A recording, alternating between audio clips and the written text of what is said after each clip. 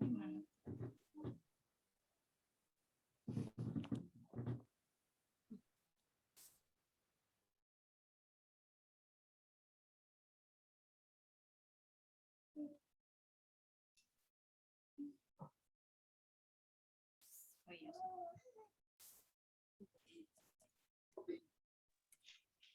mohon maaf.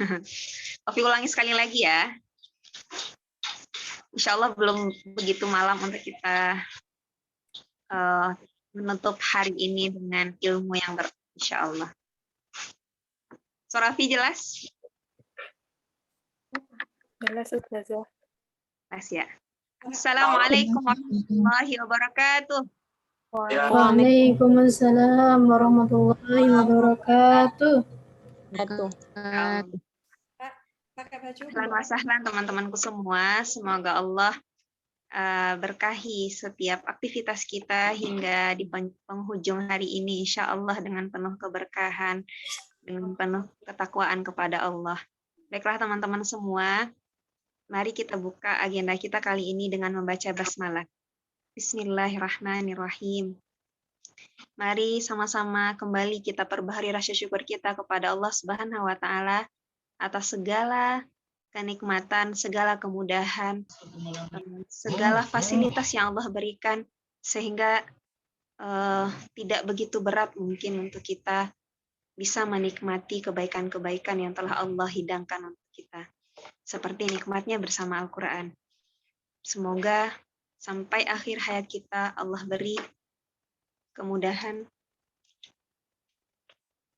Allah beri jalan keluar atas semua kesulitan-kesulitan yang kita temui. Salat beriring salam ke Nabi Muhammad SAW. Allahumma shalli ala Muhammad wa ala ali Muhammad. Sosok yang teramat sangat mencintai kita jauh melebihi cinta beliau kepada diri beliau sendiri.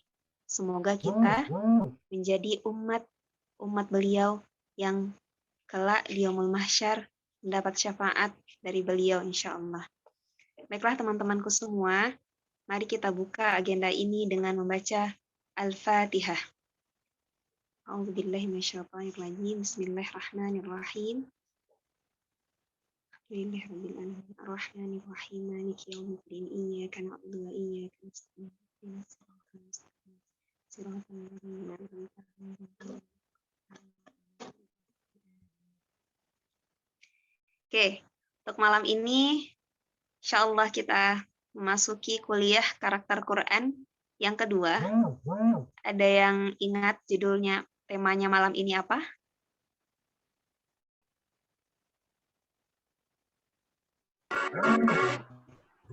Menghidupkan amalan wajib dan sunnah, Ustazah.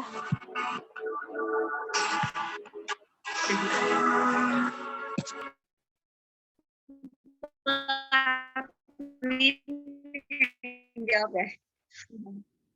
Ketahui bahwa seseorang itu bisa dikatakan beriman apabila dia meyakini dengan hati, mengucapkan dengan lisan, kemudian membuktikannya dengan perbuatan. Seseorang bisa dikatakan beriman jika dia tidak hanya, oh ya saya mengakui Islam, tapi dia tidak salat. Saya Islam, tapi dia tidak melakukan amalan-amalan wajib. Nah, untuk itu, insya Allah hari ini kita akan mendengar materi dari Ustazah Miftahul Rahmah. Dengan Ustazah Miftahul Rahmah yang lahir di Piliang 5 Kaum, 29 Juli 1993. Hobi beliau membaca dan jalan-jalan.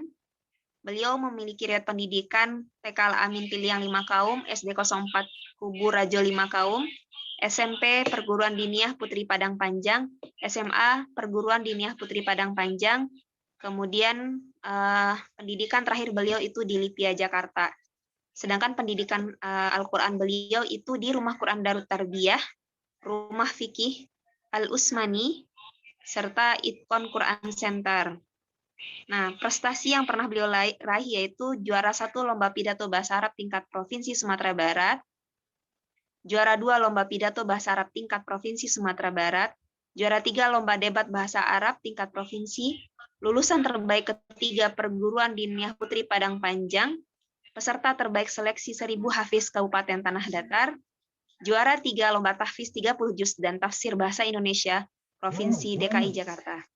Masya Allah, dengan segala rentetan yang Ustazah Miftah punya, insya Allah pasti ada banyak ilmu yang bisa beliau bagi kepada kita semua.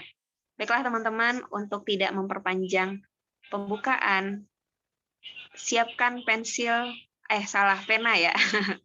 Penanya, bukunya, untuk mencatat hal-hal penting untuk kemudian kita ingat-ingat di kemudian hari insya Allah. Kepada Ustazah Miftahul Rahmah, dipersilahkan. Mari kita sambut dengan takbir. Allahu Akbar. Ada Ustazah, dipersilahkan. Oh ya, Ustazah Miftah masih dalam rangka pengantin baru nih. Ustazah, ahlan wa sahlan Ustazah. Ahlan wa sahlan Kak. Masya Allah. Bagaimana jadi pengantin baru Ustazah? Aman?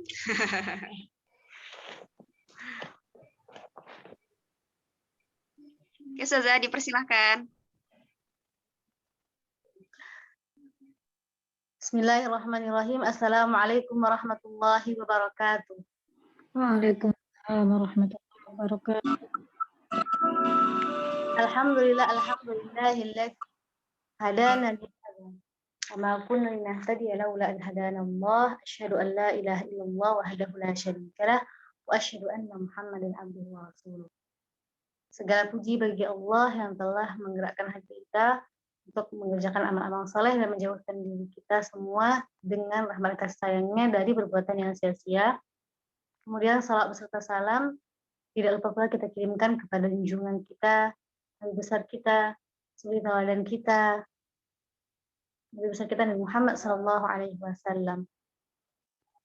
Baiklah, insya Allah teman-teman, para peserta kajian di Rumah Quran Al-Wafi yang semoga senantiasa Allah jaga dimanapun berada. Sebenarnya gitu dari awal judul ini diberikan, tema ini lumayan berat ya, gitu, menghidupkan amalan sunnah, wajib dan sunnah. Karena menghidupkan amalan itu kan perkara yang berat gitu ya, butuh ilmu, butuh kedekatan yang luar biasa kepada Allah. Tapi karena motivasi dari anak pribadi gitu, ketika kita mengajarkan atau berbagi, secara nggak langsung kita bisa dipaksa untuk belajar lagi, membaca lagi. Bismillah, pada kesempatan kali ini, pada malam hari ini, insya Allah kita di sini belajar bersama-sama, mengulang kembali, mengingat kembali betapa pentingnya kita menyempurnakan amalan-amalan kita, bukan sekedar menjalankan kewajiban. Kita, teman-teman yang dirahmati Allah, insya Allah akan memulai dengan sebuah kisah yang sebenarnya udah familiar banget ya. Tapi dengan kisah ini mudah-mudahan kita kembali mengingat betapa pentingnya kita memahami hakikat seorang hamba. Menghamba menyambung takwa. Ya, buku referensinya kembali lagi-lagi itu ya. Kalau di RK selalu pakai habis-habis keberkahan gitu. Saling mafilah karena padat gitu, ilmunya banyak. Nah. Izinkan kami wahai ibunda, kata Uwah bin Zubair dalam balik hijab, berada di sini sejenak. Dan ceritakanlah kepada kami perkara paling memesona di semua yang pernah engkau saksikan pada diri Rasulullah SAW. Aisyah radhiyallahu anha menarik nafas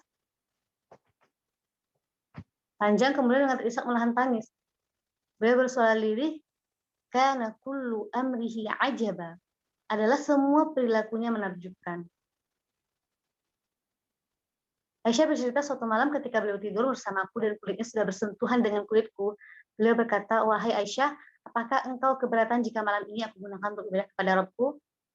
Aku berkata pada beliau, sambung Aisyah, sesungguhnya aku senang merapat denganmu ya Rasulullah, namun aku juga suka seandainya engkau beribadah kepada Rabbmu. Beliau pun bangkit mengambil air wudhu, sholat,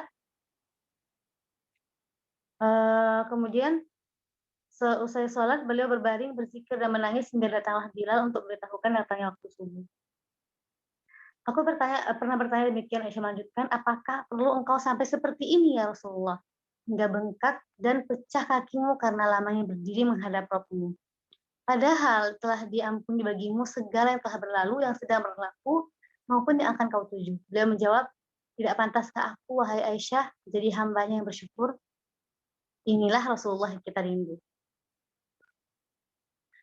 Betapa sempurna pemahaman Rasulullah SAW tentang kehambaan yang lekat pada kemakhlukannya. Sebab ada keyakinan kuku itu berakar, tumbuhlah ia menjadi ibadah menjulang, menggapai langit, dan keharuan cipta Aisyah menjadi saksi betapa harum, manis, dan lembutnya buah akhlak dari pohon imannya yang dirasakan oleh sang istri. Jadi, kisah ini mungkin berkali-kali kita dengar, berkali-kali kita baca. Rasulullah SAW yang sudah dijamin oleh Allah Subhanahu Wa Taala masuk ke dalam surga,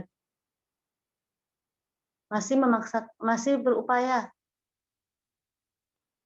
menghamba kepada Allah dengan sebaik-baik penghambaan, dengan sebaik-baik usaha, agar dapat menjadi hamba yang bersyukur.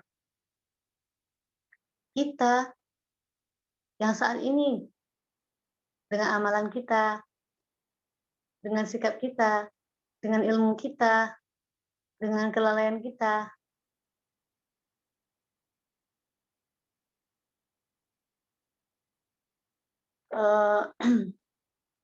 dan kita tidak tahu gitu ya sampai saat ini di mana Allah akan menempatkan kita, apakah di surga atau di neraka.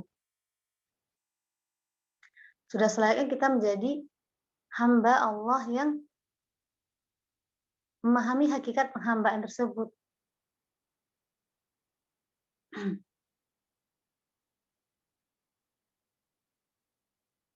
Maka kembali lagi ke judul yang kita angkat pada malam hari ini adalah menghidupkan amalan wajib dan sunnah. Ternyata teman-teman yang mudah-mudahan dirahmati Allah dimanapun berada, ada beberapa langkah ya agar ibadah yang kita lakukan itu nggak sekedar misalnya nih ya kita kan biasanya ke kampus atau misalnya ngerjain sesuatu yang kok gini-gini aja gitu ya. Sholat ya kayak nggak ada feel. Sebenarnya apa yang salah? Ada beberapa langkah yang tadi sengaja Anda dengarkan dari ceramah-ceramah syekh-syekh itu. Wasilah agar kita dapat beribadah yang baik kepada Allah itu yang pertama, ma'rifatullah, mengenal Allah. Kalau yang pertama itu ma'rifatullah yang kita belum benar atau kita belum benar-benar kenal dengan Allah, kita nggak akan takut gitu. Kita ngerasa ya udah kita sholat ya sholat karena belum sampai ke derajat mengenal Allah tadi.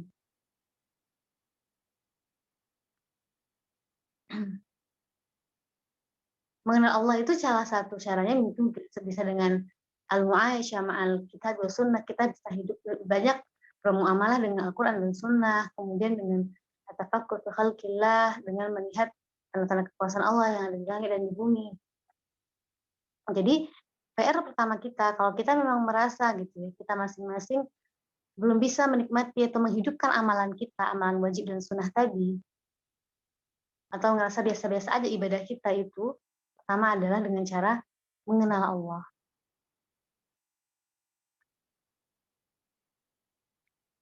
Yang kedua, dari cara yang diberikan agar kita dapat beribadah dengan baik, agar kita dapat menjadikan ibadah kita itu bagus dan menuju sisi Allah adalah dengan meyakini bahwa ibadah yang kita kerjakan itu pasti ada hikmahnya. La akmal wa la atam. Tidak ada yang lebih sempurna daripada syariat yang Allah turunkan. Tanpa kita tahu misalnya apa manfaat dari sholat, apa manfaat dari zakat, apa manfaat dari haji, kita yakini bahwa ini adalah yang terbaik, syariat terbaik yang kita imani dengan ilmu, dan pasti ada hikmah yang Allah sembunyikan, Allah beritahu kita tahu atau kita tidak tahu gitu. Balik itu semua. Yang ketiga, cara agar kita dapat beribadah dengan baik kepada Allah adalah agar ibadah kita semakin baik itu suhbatus salihina. Jadi, yang perkara pertama tadi yang membuat kita dapat beribadah dengan baik kepada Allah, atau dapat menghidupkan amalan wajib dan sunnah kita adalah yang pertama dengan cara mengenal Allah. Yang kedua dengan meyakini bahwa amalan yang kita kerjakan, yang kita amalkan dari perkara wajib dan sunnah yang ada di syariat ini pasti ada hikmah yang Allah berikan di sana. Yang ketiga adalah dengan cara suhbatus salihina, dengan cara berteman, berkomunitas dengan orang-orang saleh.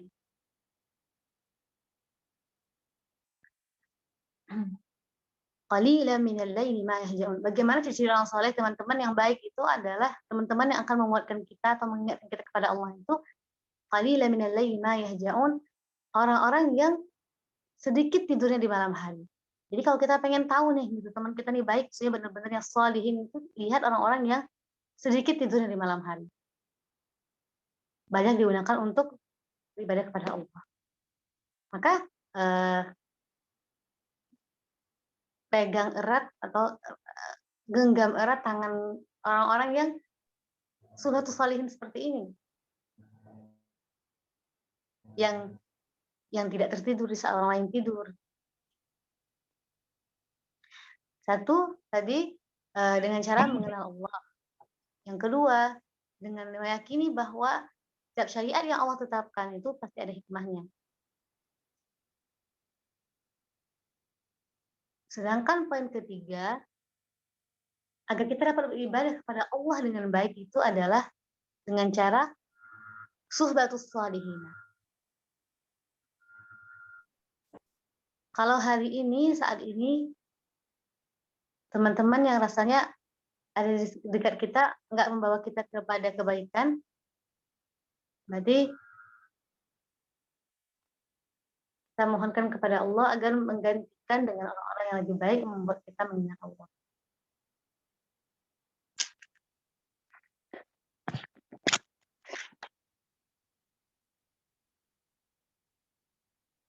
Poin keempat, agar kita dapat beribadah dengan baik atau kita dapat menghidupkan amalan yang kita kerjakan itu adalah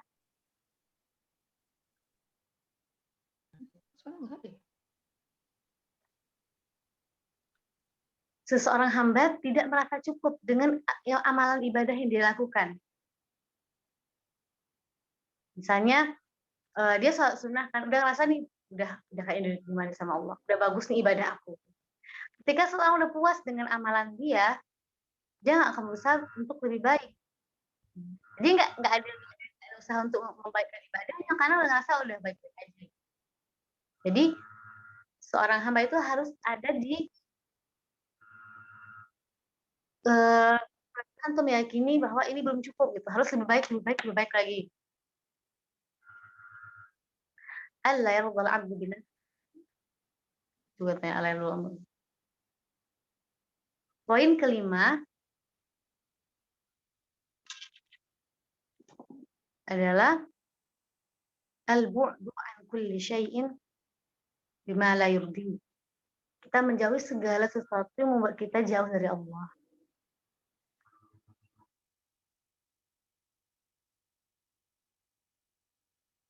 Misalnya ada kita kalau mendengarkan musik atau misalnya pacaran gitu. Maksiat-maksiat itu kan membuat kita tidak menikmati ibadah yang kita kerjakan. Jadi pada Al-Quran Al-Wafi, kita ingat-ingat kembali, kalau kita ingin agar ibadah kita menjadi baik, ada 5 poin yang kita coba amalkan.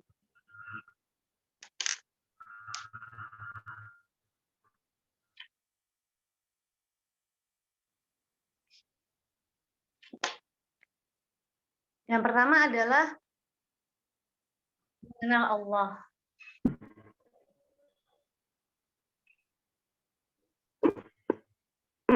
Poin yang kedua adalah dengan cara meyakini bahwa setiap syariat yang Allah turunkan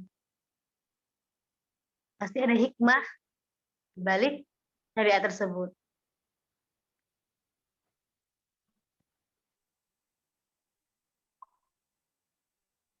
Poin ketiga, Suhbatus Shalihin, itu berteman dengan orang-orang saleh. Yang keempat, tidak merasa cukup dengan ibadah yang telah kita kerjakan. Sedangkan yang kelima adalah al-bu'du an kulli syai'in, menjauhi semua perkara-perkara yang tidak baik.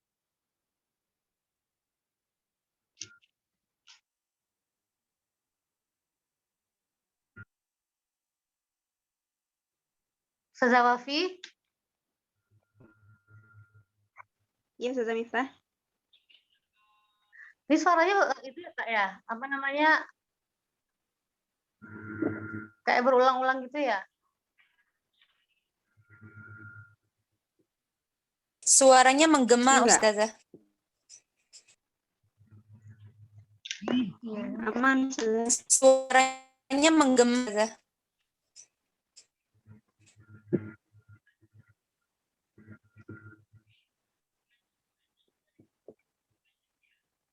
Kita lanjut aja ya. Di sini juga menggema suaranya. Mudah-mudahan bisa dipahami.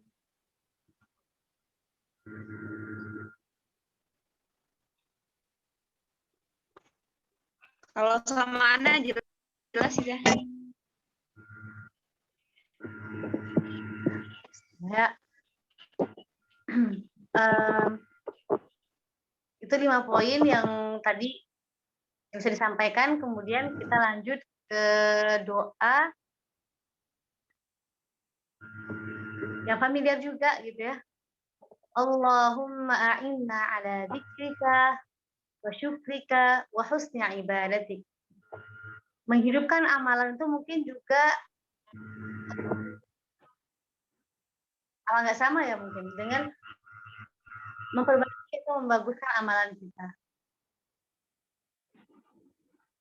Jadi dengan mengulang doa-doa ini, Allahumma ya Allah, Allahumma a'inni, ya Allah bantulah aku ala dzikrika, untuk mengingatmu, wa syukrika, dan bersyukur kepadamu, wa husni ibadatik, dan beribadah dengan baik kepadamu. Allahumma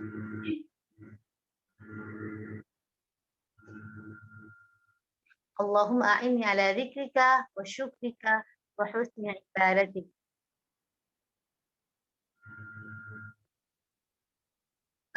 Kemudian kita lanjut ke poin yang masih berhubungan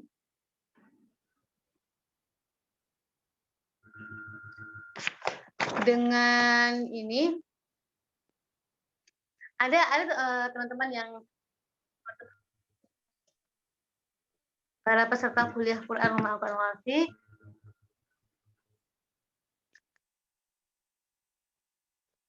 al-ihsanu fil ibadah. Jadi gini.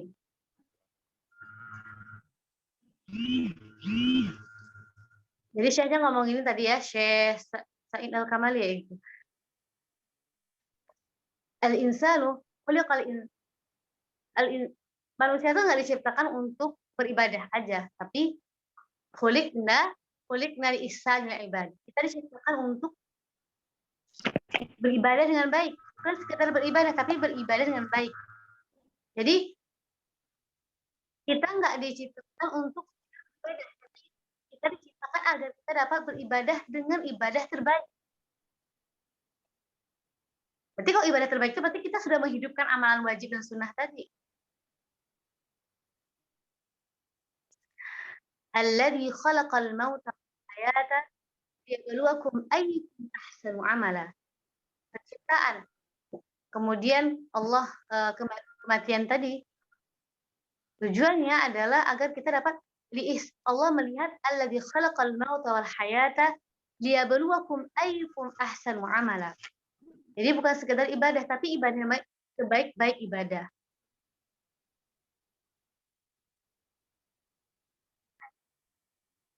Nah, bagaimana caranya agar ibadah amalan wajib dan amalan sunnah tadi menjadi ibadah yang baik.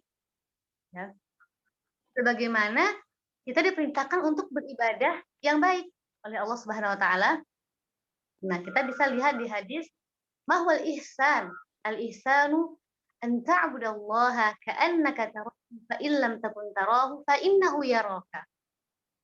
Jadi, yang kita pahami pertama pada malam hari ini adalah yang kita tahu sampai hari ini kita diciptakan untuk beribadah benar. Tapi beribadah bagaimana? Beribadah yang baik. Alladzi khalaqal mauta wal hayata liyabluwakum ayyukum ahsanu amala. Dengan sebaik-baik ibadah. Dan bagaimana caranya? Bagaimana sebuah ibadah itu dikatakan baik? Al-ihsanu ma huwal ihsan? An ta'budallaha ka'annaka tarahu fa illam takun tarahu fa innahu yaraka. Kita pada sebuah an ta'budallaha ka'annaka tarahu. Kita beribadah kepada Allah ka'annaka tarahu.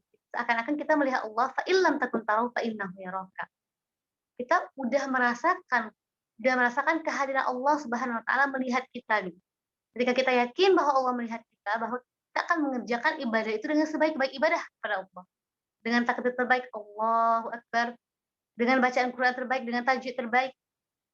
Dengan bisa kita hadir di majelis ilmu ini karena kita yakin bahwa Allah melihat kita, kemudian kita menyempurnakan wudhu kita, kemudian duduk dengan posisi terbaik, hadir khusyuk hatinya gitu. Bukan karena kita dilihat siapapun atau mungkin karena kita dapat nilai dari siapapun, tapi karena kita yakin Allah melihat kita, menghisab kita. Kemudian juga kita para penghafal Al-Quran yang ada di sini, satu huruf yang kita bacakan atau baca Al-Quran yang kita setorkan itu bukan karena ingin mendapatkan pujian dari musyrifah atau mungkin mendapatkan pujian dari orang tua atau mungkin mendapatkan ijazah dari sekolah, itu murni karena kita yakin bahwa Allah melihat kita dan kita ingin memberikan ibadah terbaik kita kepada Allah Subhanahu wa taala. Ta'budallaha ka'annaka tarahu fa illam yakun tarahu fa illam tarahu fa innahu yaraka. Mustahil kita meyakini bahwa Allah Subhanahu wa taala melihat kita, kemudian mendengarkan kita, melihat semua gerak-gerik kita, mengetahui isi hati kita. Kalau kita sudah sampai di derajat ihsan gitu, mungkin kita tidak akan segera menyelesaikan sholat kita gitu, ingin berlama-lama dengan Allah, ingin menambah murojaah kita, karena kita yakini bahwa Allah sedang melihat kita. Kemudian apa balasan dari hal jazaa'ul al-ihsan tadi? Hal jazaa'ul ihsan illal ihsan. Dan tidak ada balasan dari sebuah ihsanul amal. Jika kita sudah menyempurnakan amalan tadi, jazaa'ul ihsan illal ihsan, kecuali al-masubah. Al-masubah itu balasan dari Allah Subhanahu wa taala.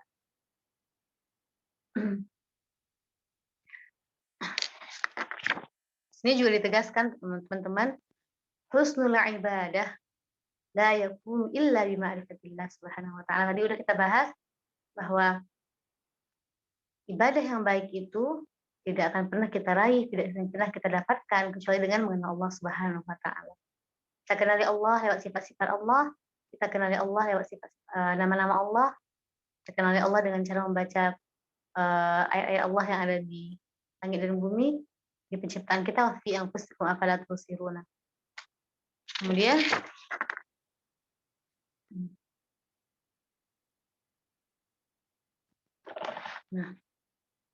amalan wajib. Nah, kita di sini menghidupkan amalan wajib ya, amalan wajib yang kita ketahui, saya seperti sholat. Nah, tadi tuh gimana cara kita mungkin udah biasa ngerjain sholat ya, ngerjain sholat waktu udah biasa. Apa sih pagi, subuh, zuhur, asar, maghrib, isya gitu. Nah, tadi itu 5 poin yang disampaikan di awal tadi, mudah-mudahan bisa membuat kita bisa merasakan keagungan Allah lewat ibadah-ibadah kita, nggak sekedar menjalankan ibadah begitu aja. Kemudian, nah, perkara amalan sunnah dan perkara amalan wajib ini juga, nah ini menarik sih gitu ya, baca-baca di, insya Allah pada tahu semua ya, Risalah Amar. Ini tuh beliau sering nulis tentang ini ya, jodoh gitu ya. Nah, kita nyari suami itu, nyari pasangan hidup itu bukan sekedar yang rajin ibadah, tapi yang ibadahnya benar. Ini perlu dicatat maksudnya bagi mungkin yang belum Allah pertemukan gitu ya.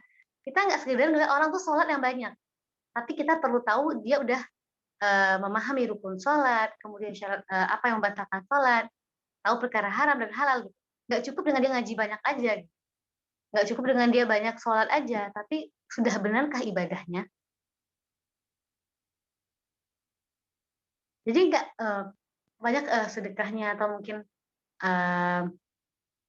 banyak apanya, karena orang berilmu itu tetap lebih tinggi derajatnya dibandingkan orang yang banyak ibadahnya. Orang berilmu dan mengamalkan.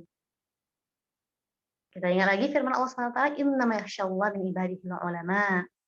Makin kita mengenal Allah, makin kita bisa beribadah dengan baik pada Allah. Nah, ingat di poin amal wajib ini, yang harus kita perbaiki adalah kalau memang saat ini gitu ya, untuk menghidupkan amalan-amalan tadi, kita mengenal Allah, kemudian dengan mengetahui sifat-sifat Allah, dan juga kita hidupkan amal-amal wajib tadi dengan cara memahami kembali, misalnya amalan wajibnya sholat. Tapi sholat itu kita pahami lagi, kita buang sifat malu gitu. Kita sedikit menahan, nggak malu juga sih sebenarnya, nggak boleh malu untuk ilmu ya. Kalau memang kita belum memahami, kita belum yakin dengan bacaan sholat kita sudah sesuai dengan sunnah Rasulullah, mending kita nggak usah malu untuk nanya ke orang yang lebih tahu. Jadi, atau mungkin kalau kita malu, kita bisa lihat kajian di YouTube dan juga bisa baca-baca buku-buku amalan sholat. Jangan-jangan selama ini gitu ya, bacaan sholat kita masih yang kita ikut-ikuti yang tidak sesuai dengan sunnah. Dan rugi orang yang lebih ikut, kan ada 2 syarat diterimanya amal ya. Pertama ikhlas, yang kedua mutaba'ah. Nggak sekedar ikhlas doang, tapi harus ada mutaba'ah, mengikuti sunnah Rasulullah. Apapun apa yang Rasulullah baca, kita ikut bacaan tersebut. Nah, tapi benar-benar poin tadi ya, kita tuh mencari guru pun begitu gitu, mencari pasangan hidup ya tadi juga poinnya, mencari pasangan hidup itu nggak mencari orang yang banyak ibadah, tapi mencari orang yang ibadahnya benar dan banyak ya. Ibadahnya benar dan banyak. Nggak sekedar ibadah doang, karena ibadah doang kalau nggak mengikuti sunnah Rasulullah atau mengikuti anjurannya, nggak ada gunanya juga. Kemudian, kenapa kita harus bersemangat mengerjakan amalan sunnah? Nah, untuk poin ini teman-teman, kita ulang lagi hadis ya, maknanya aja. Ketika Rabi'ah al-Aslam, ketika sahabat Nabi bertanya kepada Nabi Sallallahu Alaihi Wasallam, uridu murafataka fil jannah, aku ingin bersamamu wahai Rasulullah di surga. Apa kata Rasulullah? Bantulah diriku dengan berbanyak sujud. Nah ini jika seperti sujud. Jadi, dan tafsirannya dari hadis ini itu bukan memperbanyak sujud, tapi maksudnya memperbanyak sujud lah, memperbanyak sholat sunnah, amalan sunnah.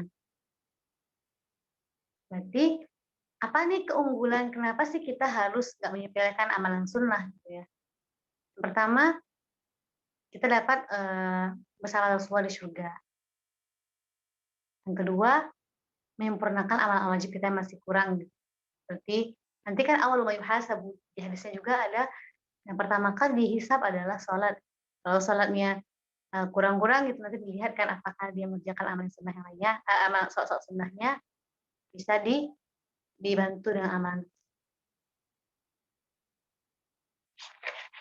Yang ketiga juga dia bisa dekat dengan Allah kalau seandainya dia mendekatkan diri kepada Allah dengan amalan-amalan tersebut. Nah, waktu kuliah di Lipia itu ada Ustaz Nurin ya. Beliau kan kuliah di Al-Hikmah. Masih ingat tuh anak tuh, masih ingat. Jadi dosen beliau di Al-Hikmah itu menyampaikan tentang ini. Kalau kita kan belajar ya, wajib itu apa pengertian wajib dalam hukum ya? Wajib itu kalau seandainya kita mengerjakannya kita mendapatkan pahala, kalau kita meninggalkannya kita mendapatkan dosa. Kita berdosa gitu. Ada pengertian sunnah. Sunnah itu ketika kita kerjakan kita mendapat pahala, ketika kita meninggalkannya kita tidak berdosa. Itu yang kita tahu. Dan dosen beliau waktu itu mengingatkan tentang pentingnya gitu amalan sunnah ini. Beliau menyampaikan seperti ini. Amal wajib itu memang amalan wajib, amalan yang kita kerjakan kita mendapatkan pahala. Kalau kita tinggalkan kita berdosa gitu ya. Kalau amalan sunnah ini, amalan yang kita kerjakan kita mendapat pahala. Dan ketika kita tinggalkan kita rugi. Logikanya kalau misalnya kita tanamkan itu pada diri kita, jadi bukan kita nggak berdosa, kita nggak mungkin nggak berdosa, tapi kita rugi. Orang udah melangkah jauh dekat dengan Allah gitu dengan amal-amalan sunnah tadi gitu, dia mendekatkan diri kepada Allah, kemudian Allah beralih ke dia gitu kan dengan amal-amalan sunnah tadi, kita masih jauh.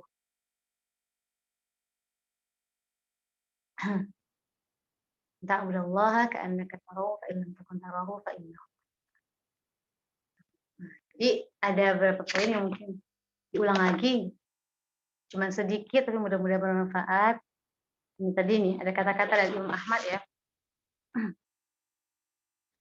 Jadikan senantiasa takwa sebagai bekalmu. Letakkan selalu akhirat di depan matamu. Jadi pertimbangan kita dalam beramal, Allah lagi, Allah lagi, Allah lagi. Sampai pernah gitu suatu saat waktu dulu itu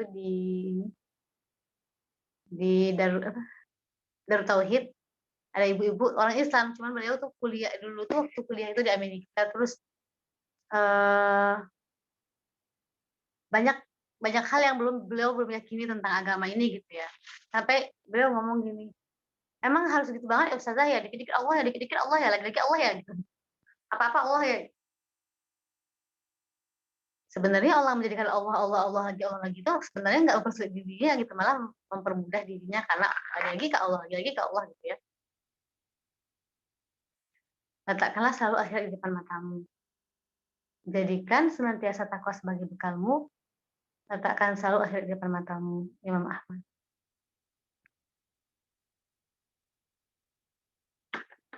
Kemudian tadi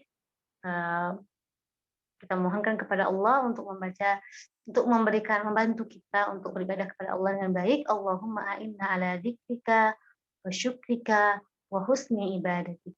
Kita bisa menghidupkan amalan wajib dan sunnah tadi juga dengan izin Allah, dengan kekuatan dari Allah. Kemudian semakin kita mengenal Allah, semakin kita dapat beribadah dengan baik kepada Allah. Ada tadi 5 cara agar kita dapat mengenal Allah. Dapat beribadah dengan baik kepada Allah dengan cara yang pertama mengenal Allah, kita kembali mengenal siapa Allah Subhanahu wa taala gitu ya. Yang kita ketahui sebelum ini adalah Al-Khaliq Ar-Raziq yang menciptakan kita, yang memberikan kita rezeki. Pada banyak hal yang kita tidak ketahui tentang Allah, memang Allah yang tahu karena keagungan Allah Subhanahu wa taala. Kita mengenal Allah melalui sifat-sifat Allah. Wal khaliqul bari'ul musawwir. Qul huwallahu ahad, Allahus samad. Kemudian yang kedua cara kita agar bisa beribadah dengan baik kepada Allah adalah dengan cara meyakini bahwa segala sesuatu yang Allah syariatkan, sekecil apapun, bahkan langkah kita sebelum masuk kamar mandi pun kita yakini bahwa semua dengan hikmah dan ilmu Allah Subhanahu wa taala. Jika kita yakini, kita akan berusaha memberikan yang terbaik buat Allah Subhanahu wa taala. Yang ketiga tadi, agar kita juga dapat beribadah dengan baik kepada Allah atau menghidupkan amalan-amalan wajib kita dalam sunnah kita, dalam kehidupan kita. Kita sangat membutuhkan teman-teman yang mengajak yang kepada kebaikan. Keluar yuk. Haji yuk. Merujak yuk di sana yuk. Setoran yuk. Kamu udah zikir pagi belum? Kayak sekedar berbagi, kamu nonton drama ini belum? Atau tau nggak si artis ini? Atau Aldebaran sih Ikatan Cinta tuh. Kamu tau nggak sini. Poin yang keempat itu tadi seorang hamba merasakan bahwa dia belum cukup dengan ibadahnya. Ketika perasaannya seperti itu, dia akan berusaha lebih baik, lebih baik, lebih baik, lebih baik. Ini ibadah aku masih kurang, yang harus tambah nih, apa nih harus tambah nih. Zikir-zikirnya apa nih harus dihafal nih. Ini udah benar belum ya? Terus yang selanjutnya adalah poin yang harus kita tinggalkan agar kita dapat menghidupkan kita beribadah dengan baik kepada Allah itu adalah, walaupun kita pasti mungkin maju mundur ya, kita berusaha lagi kembali untuk menjauhkan diri kita dari hal-hal yang tidak Allah ridhoi. Sekecil apapun. Kalau aku kayak gini kira-kira Allah ridho nggak ya? Kalau aku ngomong kayak gini kira-kira nggak apa kali ya? Kalau aku kayak hidup pendek kayak gini gimana ya? Kalau aku nggak pakai kaos kaki gimana ya? Kemudian tadi juga pembahasan tentang al-ihsan fil ibadah. Jadi kita tidak diciptakan untuk beribadah aja, tapi kita diciptakan untuk apa? Untuk beribadah sebaik-baik mungkin. Ihsanul ibadah, untuk beribadah dengan baik kepada Allah Subhanahu wa taala. Alladzi khalaqal mauta wal hayata liyabluwakum ayyukum ahsanu amala. Jadi semua kita yang ada di sini di halaqah ini, di rumah Quran rumah Quran Al-Wafi ini, kita yang duduk di sini sedang Allah lihat, Allah uji. Siapa di antara kita yang paling baik amalannya? Bukan yang paling banyak, kan paling baik amalannya. Paling baik itu paling ikhlas dan paling mengikuti sunnah Rasulullah SAW. Jadi rugi orang kalau nggak belajar. Kalau dia cuman banyak ibadah doang gitu ya, dia nggak mempelajari syariah, nggak belajar hadisnya, rugi sama orang yang tahu ilmunya. Dia makin mengikuti sunnah Rasulullah, makin tinggi derajatnya. Kemudian bagaimana cara agar kita al-ihsan tadi itu? Dengan kita yakini bahwa Allah Subhanahu wa taala, kita di sini gitu duduk di halaqah ilmu ini bukan karena apa-apa. Bismillah ya Allah gitu kan. Benar-benar lillahi taala. Kita meyakini bahwa Allah melihat kita, Allah mengawasi kita, Allah menghitung amalan kita semuanya. Kita duduk di sini li'ajlillah, benar-benar karena untuk beribadah kepada Allah, untuk menambah ketakwaan kita, menambah ilmu kita, menambah rasa takut kepada Allah Subhanahu wa taala. Kemudian kita ingat lagi tadi amalan wajib itu ya dengan cara-cara tadi, dan juga dengan kita perbaiki lagi cara-cara kita beramal wajib, gitu, perkara-perkara kita ilmui lagi amalan kita. Jadi juga bukan beramal aja ya, tapi harus fa'lam annahu la ilaha illallah. Ya. Untuk dapat mengetahui Allah juga kita harus mempunyai ilmu. Kemudian tentang pentingnya amalan sunnah tadi, yang pertama kita dapat bersama Rasulullah SAW, insya Allah juga. Kemudian juga yang kedua menyempurnakan amalan wajib kita. Yang ketiga juga kita dapat dekat dengan Allah, jadi wali Allah, dan yang seterusnya. Di poin ketika sahabat Rasulullah SAW bertanya kepada Rasulullah, aku ingin bersama di surga wahai Rasulullah. Dan Rasulullah menyampaikan, perbanyaklah sujudmu. Sujudmu di sini maksudnya adalah perbanyaklah amalan-amalan sunnah, salat sunnah. Maka mudah-mudahan dari hari ini, apalagi sebentar lagi Ramadan, kita makin meyakini bahwa kita diciptakan untuk mengerjakan sebaik-baik ibadah kepada Allah. Jadi seorang hamba, kita kemudian mengingat kembali bagaimana Rasulullah SAW menahan rasa sakit, bersabar, menangis, karena ingin menjadi sebaik-baik hamba yang bersyukur kepada Allah Subhanahu wa taala. Sekian dari saya kembalikan kepada moderator, mudah-mudahan ada manfaatnya. Assalamualaikum warahmatullahi wabarakatuh. Waalaikumsalam warahmatullahi wabarakatuh. Alhamdulillah rabbil alamin. Jazakillahu khair kepada Ustazah Miftah ya, yang menjelaskan tentang urgensi beribadah kepada Allah Subhanahu wa taala, baik itu amalan wajib dan amalan sunnah. Baiklah teman-teman, kita buka sesi tanya jawab. Yang mau bertanya langsung, silahkan. Open mic.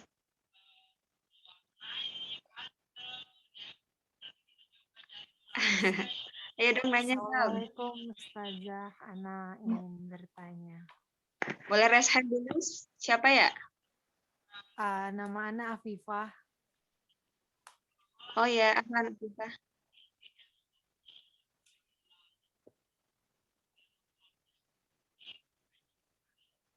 Afifah, suaranya putus.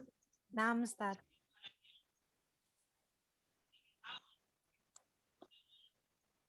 Ana ingin bertanya, Boleh, bagaimana boleh perkenalkan nama, kemudian asalnya dari mana, baru pertanyaan. nama Ana Afifah, asalnya dari Lampung Timur, Pulau Sumatera. Silakan. Jadi Ana ingin bertanya, Ustaz. Saat kita ada gimana ya, Ustaz namanya?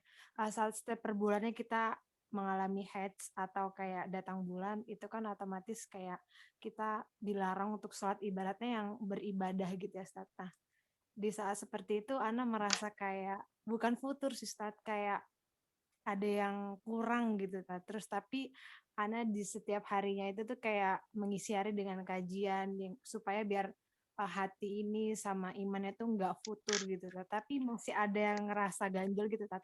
Jadi Ana pengen minta solusi, kita harus melakukan aktivitas apa yang ibaratnya kita masih merasa cukup dan tidak merasa futur dengan iman itu gitu, Ustaz. Syukran.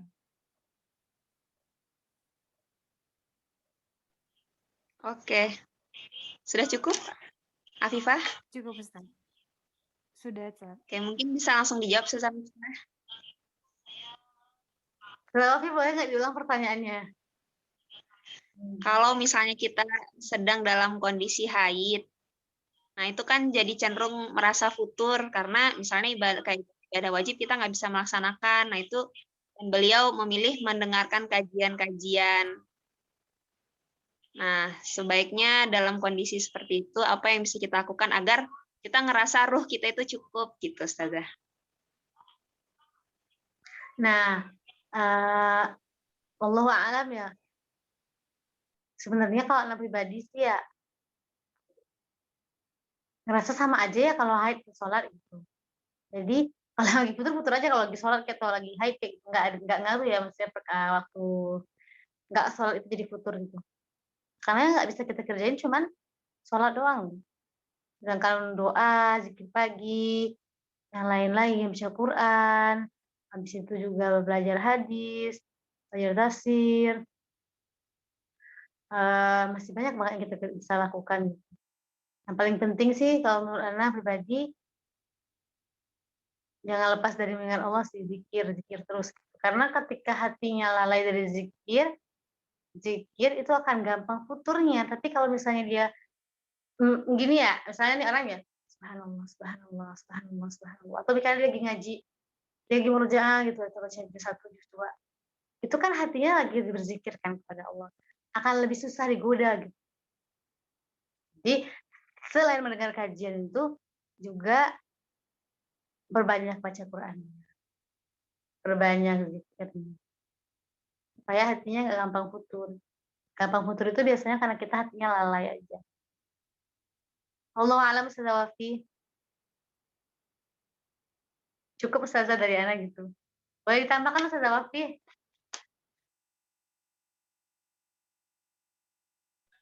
Mungkin Kak Afifah masih ada yang mau ditanyakan atau sudah cukup? Jadi mungkin ada beberapa pendapat yang, mohon maaf, mungkin ada yang beberapa pendapat yang misalnya tidak mengizinkan membaca Al-Quran. Mungkin bisa lebih ditekankan di bagian itu, Ustazah Miftah. Jadi mungkin merasa ragu kan lagi haid gitu, emang boleh murojaah hafalan ketika haid gitu, Ustazah. Ya, kalau beda-beda ulama ya, nanti bisa dilihat lebih di dalamnya gitu, di pembahasan mungkin masalah fikih. Tapi Tapi kalau anak pribadi, anak murojaah, haid, murojaah waktu haid tapi nggak pegang Quran, nggak pegang ayat-ayat Al-Quran itu. Murojaahnya tanpa lihat Quran atau mungkin pakai HP gitu. Pakai HP, biasanya kan tuh kan hukumnya bukan mushaf kan. Gitu.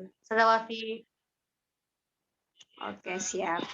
Semangat Kak Afifah jaga pasien. Sebenarnya juga kalau jaga pasien itu bisa sambil zikrul maut ya Kak Afifah. Jadi itu biasanya ruhnya Masya Allah banget tuh. Karena ketemu langsung gitu. Semangat jaga pasiennya. Oke, pertanyaan selanjutnya ada yang mau langsung atau mau dibacakan yang di chat?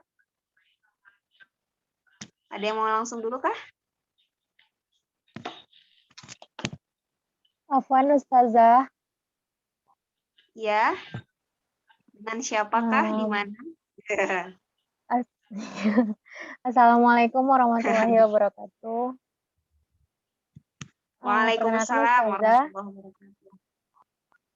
Perkenalkan Ustazah, Ya. Ana Mega Diana, asal dari Kepulauan Mentawai dan sekarang domisili di Padang. Jadi yang mau izin bertanya ya Ustazah. Ahlan. Yang mau Mega tanyakan di sini itu tentang di poin di mana kita tidak hanya melihat seseorang yang rajin sholat, tetapi dilihat dari baik ibadahnya, baik rukun sholatnya, dan baik benar ibadahnya, dan banyak juga. Jadi salah satunya itu sudah disebutkan juga tadi, contohnya melihat dari calon imam, misalnya. Nah, jadi kalau misalkan kita melihat dari calon imam itu kan kita beda jenis kelamin itu, Ustazah, mohon maaf. Jadi kita kan nggak tahu bagaimana kebiasaan dia untuk apakah dia baik ibadahnya itu, rukun sholatnya baik, benar.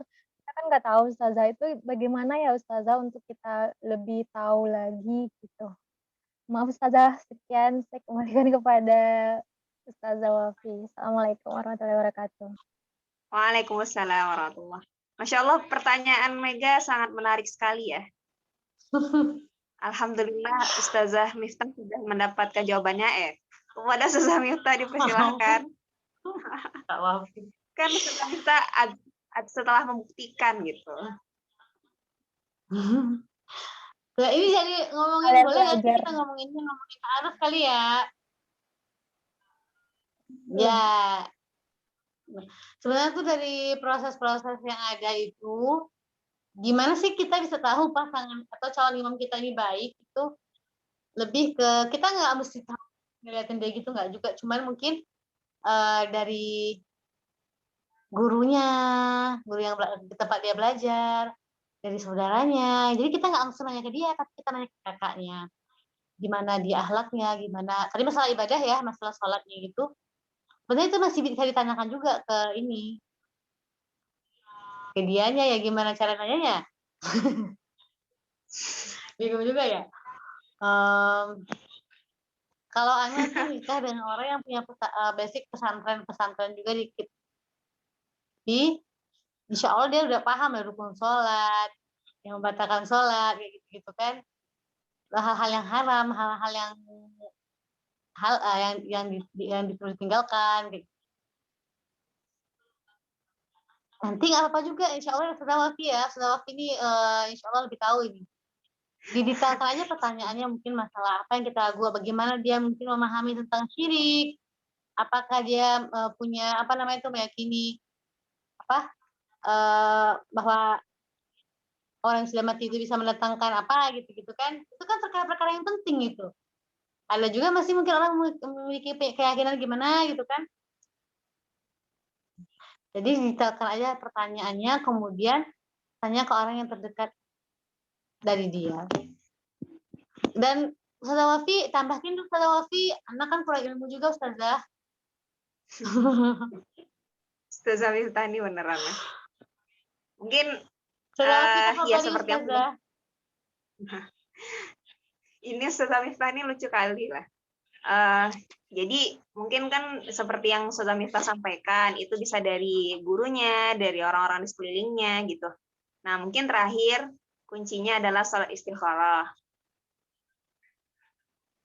istikharah. Tahu kan Mega? Jadi Tahu Ustazah. bagaimanapun kalau misalnya sholat itu bisa dilihat, tapi apakah memang sholatnya itu dengan sebenar-benar keimanan, benar-benar sebenar-benarnya dengan keyakinan kepada Allah Subhanahu wa taala, itu kan tidak ada siapapun yang mengetahuinya, hanya Allah Subhanahu wa taala. Maka seperti kata orang-orang, jodoh itu adalah cerminan. Di samping kita memperbaiki ibadah kita, memperbaiki kedekatan kita kepada Allah, kemudian meminta arahan dan petunjuk Allah, memberikan sosok yang terbaik untuk kita gitu. Agar memang jika dia tidak baik, ya kita tidak perlu tahu aib dia, tapi Allah yang membuat caranya, menunjukkan kepada kita kalau beliau tidak baik untuk kita, seperti itu. Jadi jangan lupakan ada poin penting penghubung antara kita dengan keputusan-keputusan Allah, agar keinginan kita, target kita itu bertemu dengan harapan Allah untuk kita, maka solusinya adalah istikharah, insya Allah. Itu saja Mega. Masya Allah. Mungkin ada Ustazah Teman-teman Rida. ini ya. Harus minta nih ke ke Ustazah Wafi nih sebagai direktur kajian pranikah. Iya. Enggak mungkin di sini Ustazah. Di sini banyak yang bisa membantu, tapi untuk saat ini sebenarnya terhadap semua keputusan kita itu paling perlu untuk kita andalkan adalah saat istikharah. Karena Allah yang paling tahu apa-apa yang tidak pernah nampak oleh kita. Gitu kan Ustazah Miftah? Aku melengkapi Ustazah Miftah. Iya. Iya, Masih yang ada tadi yang juga mau bertanya penting ya, langsung maksudnya kan? kita dikasih kesempatan juga buat menanya-nanya gitu. Jangan main kalau istikharah benar gitu, kita istikharah terus. Tapi kalau jangan sampai karena kita udah yakin-yakin juga kita nggak nanya-nanya juga, tanya juga. Boleh kan kita usaha gitu ya. Tapi ya memang lagi kata Ustazah Wafi, keputusan akhirnya tetap di istikharah. Iya. Ya. Lanjut pertanyaannya, Zah. Baik. Terima kasih Ustazah. Ya, semangat. Ya, masih ada satu orang lagi yang mau menanya langsung sama Ustazah Miftah. Eksklusif ini. BTW nih teman-teman, Ustazah Miftah ini kan ikut program Al-Qur'annya di Itkon Quran Center. Nah, beliau ujian akhir dari program Itkon itu adalah menjawab 300 soal. Begitu kan Ustazah Miftah? Ya, Ustazah. Nah, program-program di Itkon itu juga melibatkan ada program, mungkin Ustazah bisa cerita sedikit di Itkon itu program amalan sunnahnya apa aja, amalan wajibnya apa aja. Biar makin mantapkan para ahli Yang Quran. pertanyaan ketiga tadi siapa? Ada nggak yang nanya langsung? Belum ada. Sebelum aku bacain yang di sini belum nih. Ada. Nah. Atau mau aku bacain yang itu di pertanyaan dari yang Ustazah Wafi chat atau dari peserta? Dari aku. Untuk melengkapi Ustazah. Oh ya. Kan mungkin belum Jadi, pada tahu. Alhamdulillah. Ya. Jadi alhamdulillah teman-teman. Karena kebaikan Allah berikan kita kesempatan untuk ada di Itkon Quran Center. Sejauh ini alhamdulillah tempat terbaik ya untuk Anda bisa mengulang hafalan.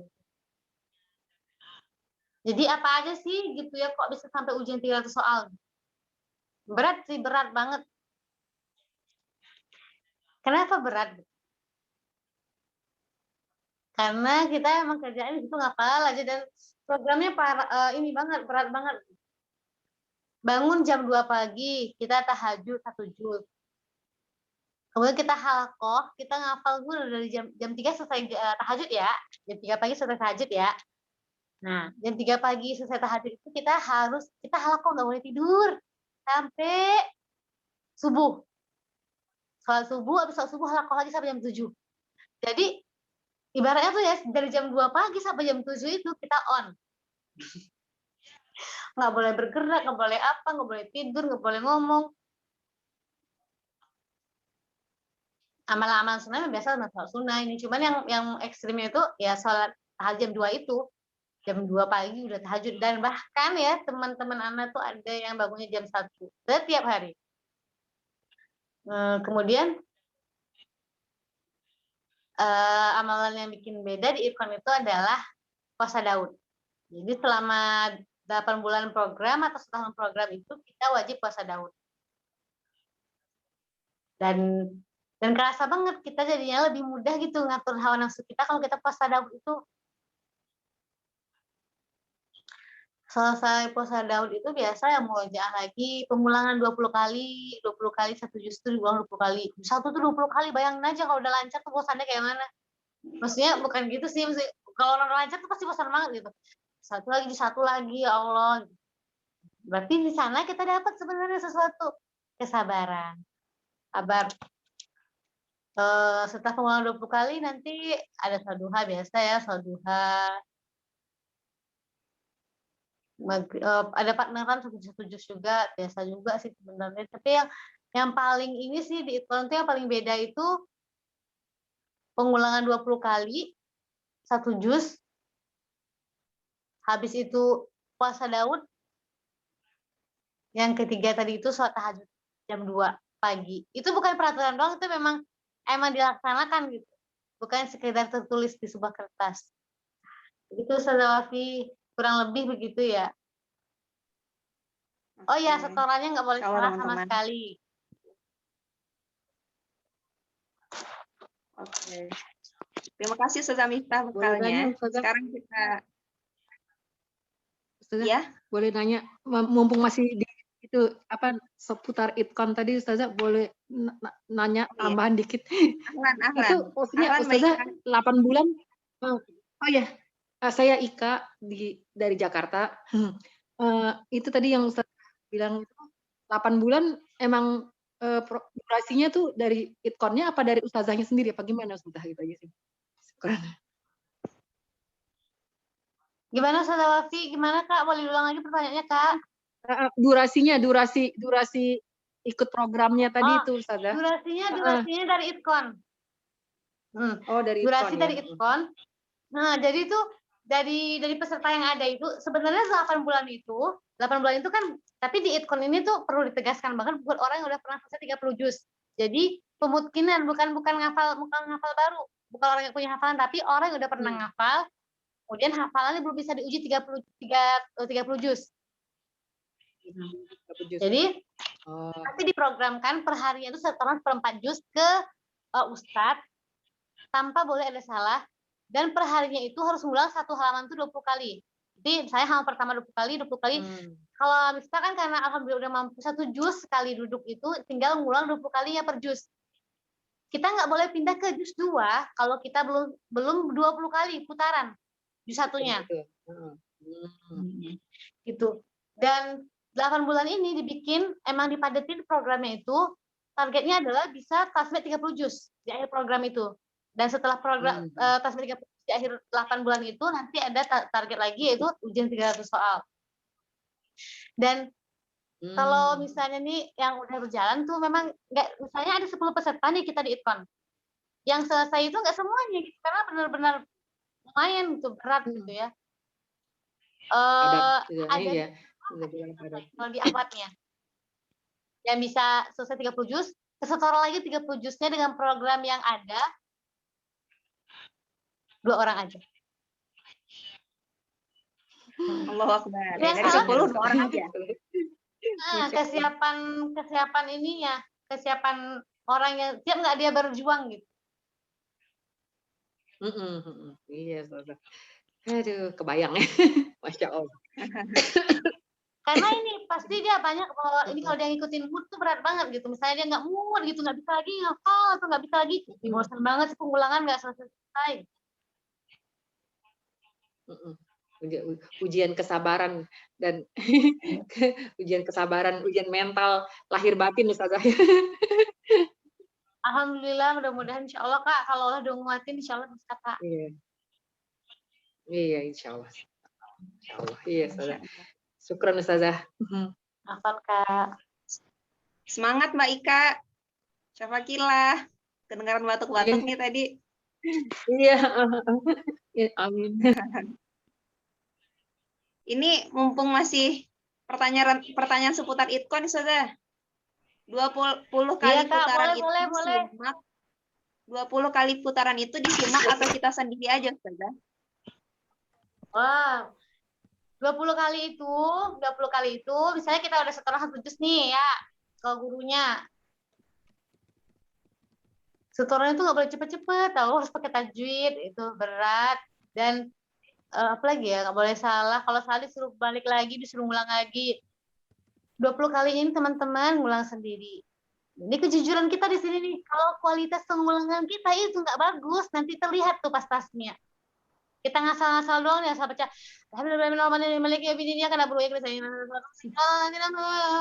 Nanti tuh makin cepat dia baca, makin nggak berkualitas hafalannya. Mika, dia kan pengen cepat-cepat selesai 20 kali tuh. Coba bayangin 20 kita itu benar-benar harus duduk-duduk terus dong. Mau bisa nyelesain pengulangan karena harus ngejar setoran juga. Udah, sudah Wafi, ada lagi? Itu masih tentang ikon. Ada wajib pengabdian. Ya, boleh. Mas, ada wajib pengabdiannya nggak? Setelah 8 bulan. Pengabdian kita tahun gratis, 1 tahun pengabdian. Oke, jadi program ikon ini gratis ya, teman-teman. Tapi masuk. Gratis, cuman ini di awal ada ujiannya. Dipilih. Ujian hafalan. Iya lah, Ustazah. Sampai akhir pun ada ujiannya kan, Ustazah? Bener. Oke. Ini ada yang bertanya, poin 1 dan 2 pentingnya amalan sunnah apa ya? Udah dibantu ya sama Kak Sandy melengkapi amalan wajib dan bersama Rasulullah di surga. Kemudian ada yang nanya dari Kak Febrianti Musa, doa tadi yang Ustazah bacakan itu tentang zikir, tadi dibaca setiap ba'da sholatkah atau setiap saat aja? Setiap habis sholat Gimana, boleh. Ustazah? Setiap habis sholat kan memang disuruhnya. Nah, terus juga kita, kalau misalnya kita sehari-hari gitu ya, kita nggak sholat nih kita. Kalau misalnya habis sholat, pas kita haid, kita nggak bisa baca dong. Tapi kan bisa juga kita baca doa kapan-kapan aja kita mau kan. Habis sholat dan kapan aja. Oke. Lanjut, pertanyaan dari Pepi Ramadina. Bagaimana caranya agar mood kita tidak mudah terpengaruh dengan orang yang lagi bad mood?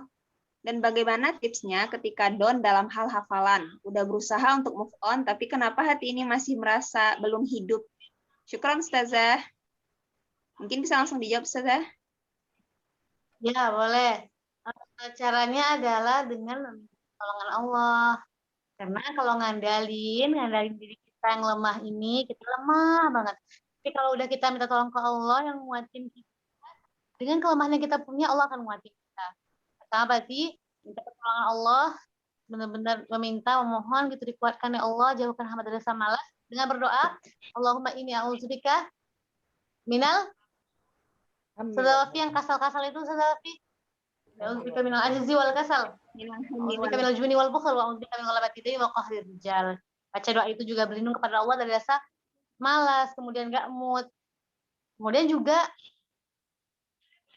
kayaknya tuh kalau di mana-mana itu ya, kalau orang-orang soleh itu ngasih, karena belum baik, tapi kita belajar dari orang baik itu adalah dengan cara dengan sholat tahajud.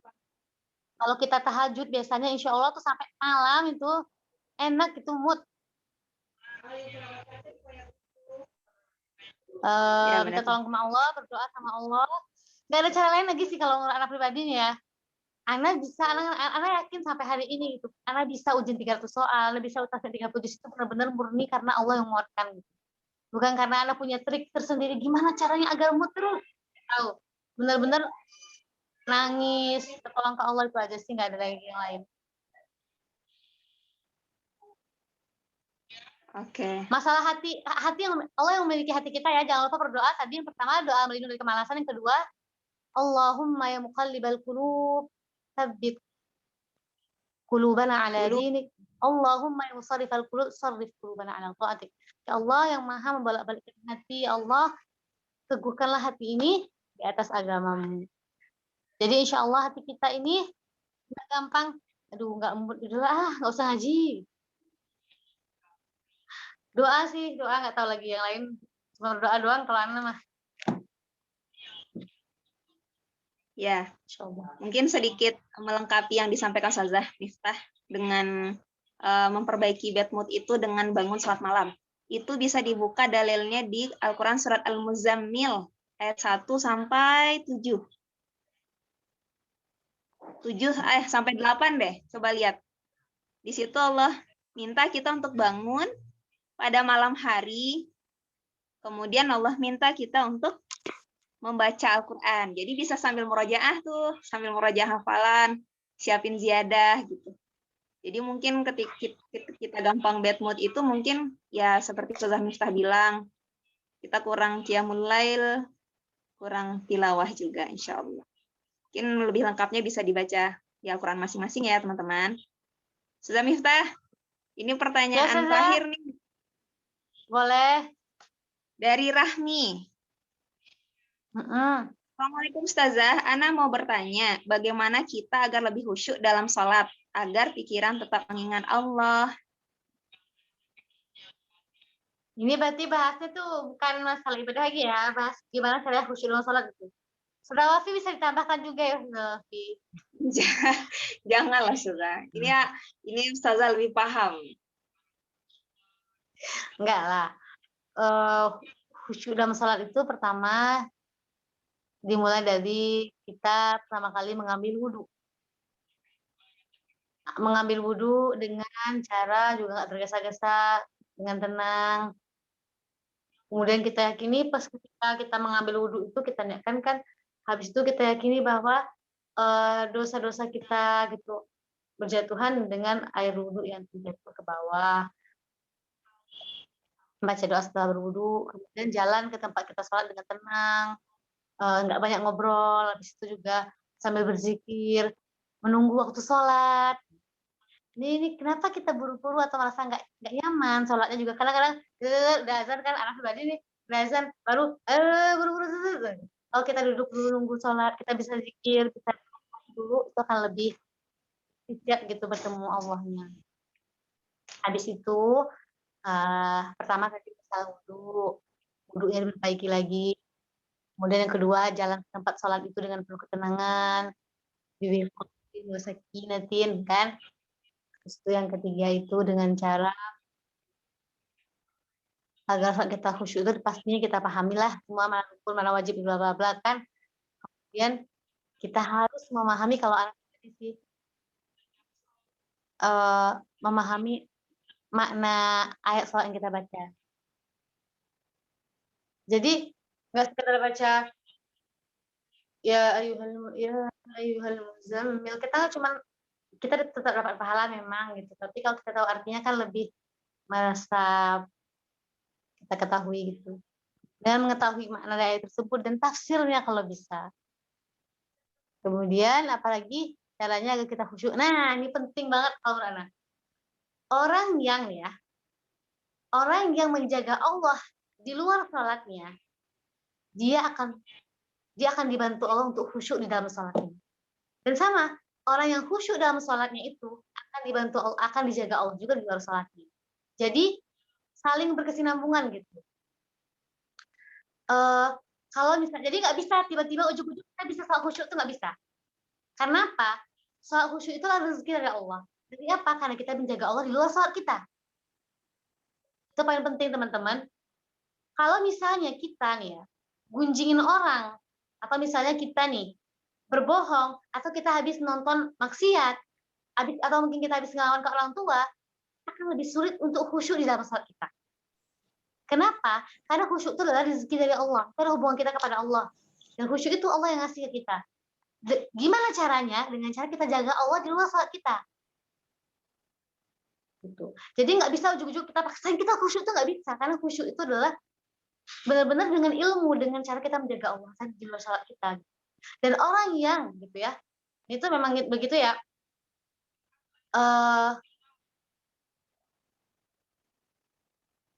Inna salata utuma ilaika minal kitab wa aqimis salah inna salata tanha 'anil fahsya'i wal munkar. Orang yang mengerjakan salat itu kan efeknya adalah kalau salatnya benar, dia akan bisa menjaga Allah di luar salatnya kan. Wih, bagus banget nih. Tapi enggak lah. ada hijabnya gitu loh, takut gitu. Kalau sholatnya benar. Nah kalau kita sekarang misalnya nih kita masih muda belum kayak ngomongin orang, kalau dia tuh ya Allah kayak gitu banget sih gitu kan, tuh nggak sih bla bla bla bla bla. Kita udah langsung aja introspeksi dari sholat kita, gimana nih sholat aku udah bener belum? Kok aku masih gampang banget bermaksiat sih? Kok aku masih gampang banget berkata-kata kasar sih? Jangan sholat aku memang masih parah, masih belum bener nih, atau memang belum mendirikan sholat nih, cuma sekedar sholat doang nih. Dan tadi lagi gitu, kalau orang jangan berharap kita bisa sholat khusyuk kalau seandainya kita di luar sholat nggak kenal Allah, nggak menjaga Allah. Jadi gitu caranya. Gimana caranya sholat khusyuk? Pertama adalah jaga Allah di luar sholat kita. Udah, itu dari aku sih gitu. Mungkin Kak Wafi bisa menambahkan. Soal itu Cukup, insya baca Allah, dari dari buku Ustazah. Bila juga itu cerita beliau tentang masalah sholat khusyuk.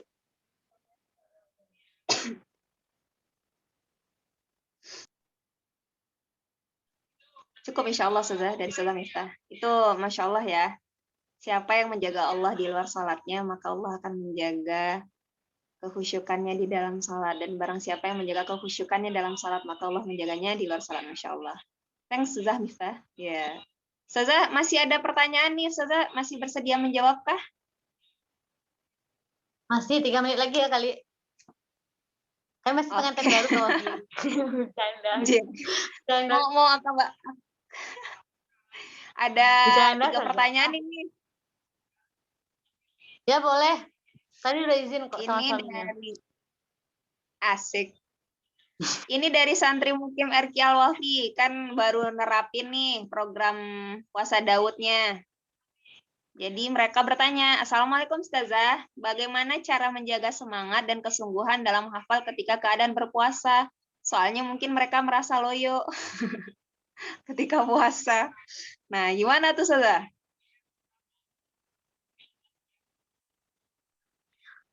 Anda kurang tahu jawabannya ya. Cuman kayaknya nih kalau orang nggak tahu ya, mungkin ini bukan perkara gimana, mungkin jangan lupa sahur sama ya, jangan lupa sahur. Jadi nggak mungkin kan orang gimana caranya supaya nggak loyo terus dia nggak sahur kan, nggak nyambung juga kan. Berarti makan makanan yang cukup, misalnya yang sehat, yang kurmanya, susunya gitu kan. Kemudian juga kita harus realistis juga sebagai manusia ya, nggak mungkin zikir-zikir aja kan nggak mungkin juga, kita disuruh makan juga kan sama Allah gitu. Nah, terus kan terus setelah kita memenuhi tadi juga, yang kedua sih kita benar-benar harus meyakini bahwa kita puasa Daud ini bukan karena peraturan di RQ, tapi karena kita pengen mencari ridha Allah lewat puasa Daud ini. Kalau itu udah tertanam di diri kita gitu, kita puasanya bukan karena peraturan di RQ atau peraturan dimanapun ya yang ada peraturan puasa Daudnya, kita akan kuat gitu, kita akan biasa aja gitu. Kita puasa Daud juga biasa aja, insya Allah kuat lah gitu. Kita pengen baik ya Allah gitu. Masa kita lupa karena puasa gitu, puasa kan buatin kita gitu. Kalau logikanya kayak gitu, kalau kita meyakini bahwa puasa Daud kita itu bukan karena peraturan di RQ, tapi karena kita pengen lebih dekat dengan Allah Subhanahu wa taala lewat puasa Daud. Itu sih. Kalau orang yang dia pengen karena kemauan dirinya itu tuh dia mood melakukan itu, dia tuh seneng gitu. Beda sama orang yang kalau puasa di RQ Al-Wafi ini, tahu orang hafal Quran, lapar lah aku dibuatnya kan katanya kan. Beda kan? Haus katanya kan. Haus terus kan, dia ngeluh-ngeluh terus tuh. Karena dia puasa Daud tuh cuman masih kata peraturan di RQ Al-Wafi. Gitu sih, Kak. Gimana dia menyikapinya tadi itu juga sih kata aku mah. Sama juga, nggak lupa berdoa juga, minta kekuatan sama Allah, makan yang cukup. Habis itu jangan lupa sahur kan tadi ya tuh. Yang kedua perbaiki niatnya. Yang ketiga tadi tuh minta kekuatan dari Allah Subhanahu wa taala. Ya.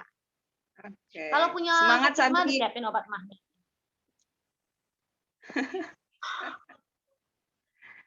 Oke. Pertanyaan selanjutnya dari Kak Fitri Matika. Bagaimana caranya meningkatkan mood menghafal atau tilawah ketika ngantuk mendera? Gimana tuh, Ustazah? Belum setoran tapi udah ngantuk, gimana?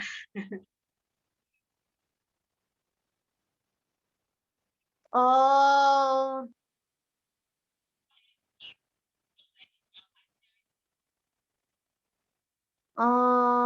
Apa ya? Kalau Anda sih coba bayangin aja nih, kita ngaji nih ya.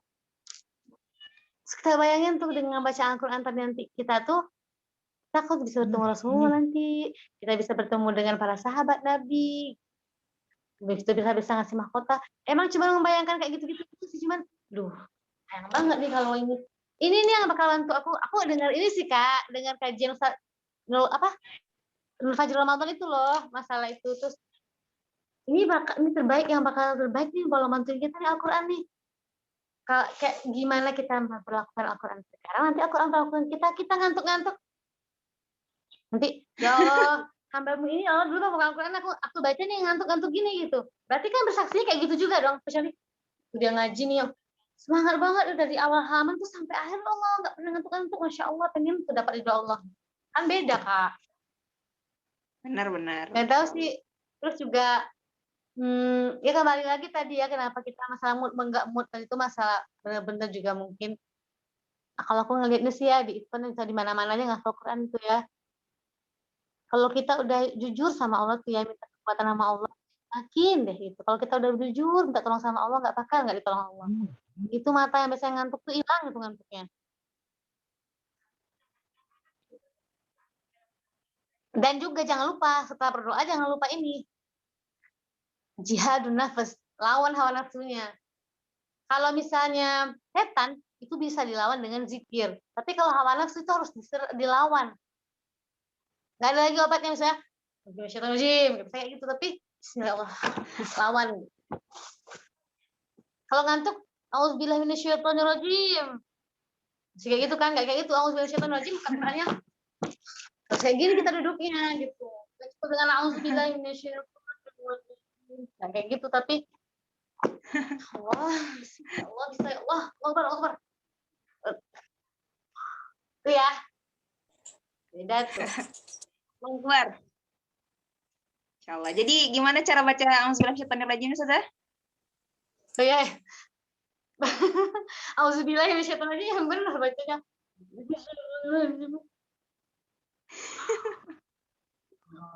Masya Allah, begitu ya Kak Tika. Walaupun bacanya taus, tapi ekspresi dan gerakannya juga harus dirubah, bukan malah mendukung agar semakin ngantuk gitu. Begitu ya Ustazah Miftah. Oke, ini pertanyaan terakhir. Adakah Ustazah punya file tentang bacaan dan tata cara sholat sesuai dengan sunnah Rasulullah? Nanti itu bisa diminta ke Ustazah Rifda Izzatul Ida Ismail atau Ustazah Syahidah Wafi Ismail atau mungkin kepada yang lain-lain, Ustazah yang lain-lain. Itu insya Allah banyak tuh referensinya. Kalau dari anak pribadi, anak tuh punya dulu buku, anak memang beli khusus buku cara-cara sholat khusyuk, buku fikih itu wajib punya. Buku fikih kalau yang belum punya buku fikih, beli buku fikih. Fikih yang ringan-ringan aja dulu, fikih sunnah. Tuh. Kalau PDF itu karena lebih suka baca buku daripada baca-baca di HP atau di mana. Jadi ini nih ya contohnya ya teman-teman ya. Itu beli buku Bulughul Maram gitu, rupanya sih bahasa Arabnya cuma bahasa Indonesianya dulu. Ini dilihatin ya Kak Wafi. Ya, ahlan.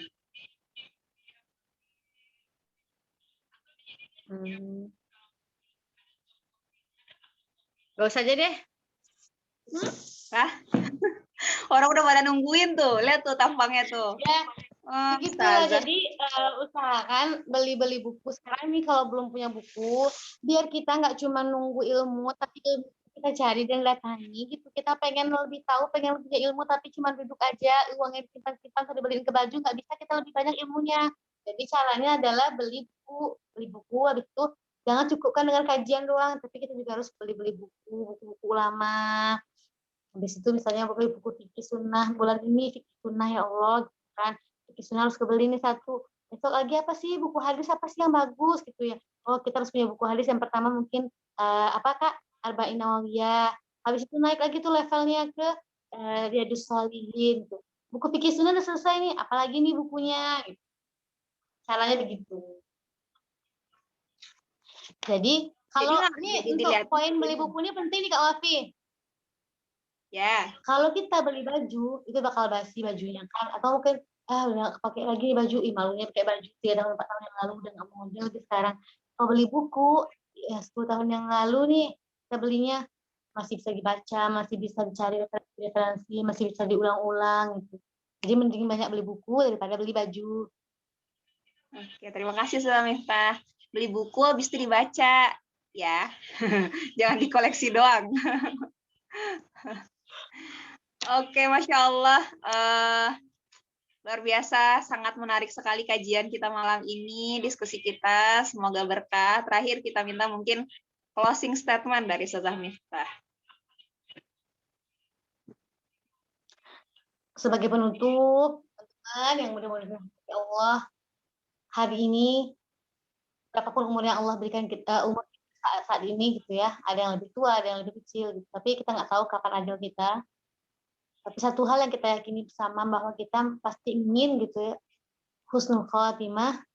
Dan tadi lagi kembali kepada ayat yang kita baca tadi, alladzi khalaqal mauta wal hayata liyabluwakum ayyukum ahsanu amala. Kenapa kita sendiri pribadi masing-masing kita, bukan orang lain, harus bisa menjadi lebih baik daripada bisa menjadi lebih baik di mata Allah gitu ya, bukan untuk baik dari teman kita di sebelah kita atau orang lain. Agar apa? Agar kita bisa mendapatkan posisi terbaik dekat dengan Allah, di surga terbaik, di surga yang tertinggi bersama Rasulullah, dan masuk ke surga tanpa hisab. Masing-masing dari kita nggak boleh mencukupkan diri, ya udahlah gitu, dia ngafal ke 30 juz, udah aku diam aja. Kenapa kita nggak boleh kayak gitu? Kenapa kita harus terus berusaha? Karena apa? Karena kita akan sama-sama dihisab. Kenapa bukannya kita nggak rela dia lebih baik dari kita? Enggak, tapi karena apa? Bukan karena kita ingin dia lebih rendah dari kita, enggak, tapi karena kita akan sama-sama dihisab oleh Allah Subhanahu wa taala. Jadi kita berusaha untuk mengerjakan amalan yang kayak gini nih, kayaknya Allah akan lebih dulu nih. Dia bisa nggak pakai gitu? Kayak gini Allah lebih dulu nih. Aku juga mau kayak gitulah gitu kan. Kenapa enggak gitu? Kenapa enggak berpacu sama orang-orang yang kita lihat lebih baik dari kita gitu? Kenapa kita harus mencukupkan diri kita dengan hafalan 1 juz, 2 juz kita gitu? Kenapa kita nggak berusaha untuk menyelesaikan hafalan itu? Kalau dengan itu kita bisa lebih baik dan menjadi ahsanul amalah tadi. Karena itulah tujuan kita diciptakan. Maka bismillah, bagaimanapun keadaan kita saat ini, jangan pernah mencukupkan diri kita dengan kita yang seperti ini. Kenapa? Karena kita akan dihisab oleh Allah Subhanahu wa taala. Dan kita masih punya kesempatan kalau masih ada umur untuk menjadi yang terbaik di mata Allah, bukan di mata manusia. Bismillahirrahmanirrahim. Mudah-mudahan setelah ini kita berlomba-lomba melakukan kebaikan, memberikan ibadah yang terbaik, nggak mencukupkan diri kita dengan hafalan 1 juz, 2 juz yang kita ikuti, atau mungkin 30 juz sudah selesai tapi tidak pernah dimurojaah sama sekali. Bismillahirrahmanirrahim ta'ala. Itu pesan dari Miftah. Allahumma a'inna ala dzikrika wa syukrika wa husni ibadatik. Al-ihsan wa anta ta'budallaha ka'annaka tarahu fa illam takun tarahu fa innahu yaraka. Bismillah, kita yakini yang ada di halaqah ilmu ini, hari ini Allah melihat kita. Mudah-mudahan menjadi pemberat timbangan amal kita di hari akhir. Sekian Kak Wafi. Amin. Terakhir banget nih. Minta doa dong dari Ustazah. Dan penutup.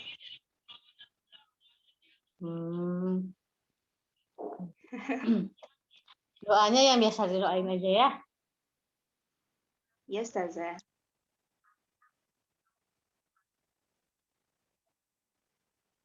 Rabbana atina fid dunya hasanah wa fil akhirati hasanah wa qina adzabannar.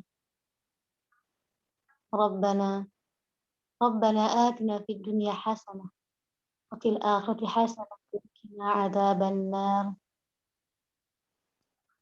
Rabbana atina fid dunya hasanah wa fil akhirati hasanah wa qina adzabannar.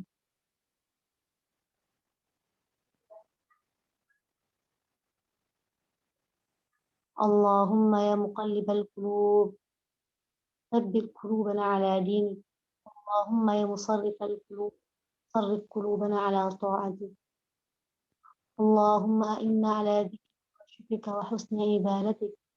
Allahumma inna ala dzikrika wa syukrika wa husni ibadatik. Allahumma inna ala dzikrika wa syukrika wa husni ibadatik. Rabbana taqabbal minna innaka antas samiul alim, tub alaina innaka antat tawwabur. Subhanakallahumma bihamdika asyhadu an la ilaha illa anta astaghfiruka wa atubu ilaik. Jazakallah ahsanul jaza pada Ustazah Miftah. Bagi teman-teman yang mungkin masih ada ditanyakan, silahkan menghubungi admin. Insya Allah nanti dibantu sampaikan kepada Ustazah Miftah. Atau mau menghubungi Ustazah Miftah langsung juga boleh insya Allah ya Ustazah. Teman-temanku semua, semoga malam ini Allah penuhi dengan keberkahan, Allah limpahkan ilmu, kemudian Allah berikan semangat untuk kita dalam mengamalkan ilmu yang telah Allah karuniakan kepada kita malam ini. Jangan lupa, kami tunggu kembali kehadiran teman-teman semua di pekan depan, Selasa depan insya Allah. Semoga Allah berikan kita kesehatan yang sama, semangat yang sama, dan jangan lupa isi kuota internetnya. Oke, banyak maaf, kita tutup dengan hamdalah. Alhamdulillahirabbil alamin dan doa kafaratul majlis. Subhanakallahumma bihamdika asyhadu an la ilaha illa anta astaghfiruka wa atubu ilaik. Banyak maaf. Assalamualaikum warahmatullahi wabarakatuh. Waalaikumsalam. warahmatullahi wabarakatuh. Alfi, nggak ada foto bareng ya? Oh iya, foto bareng. Sudah mintanya mau foto bareng nih. Tolong Kak Rifda dibantu.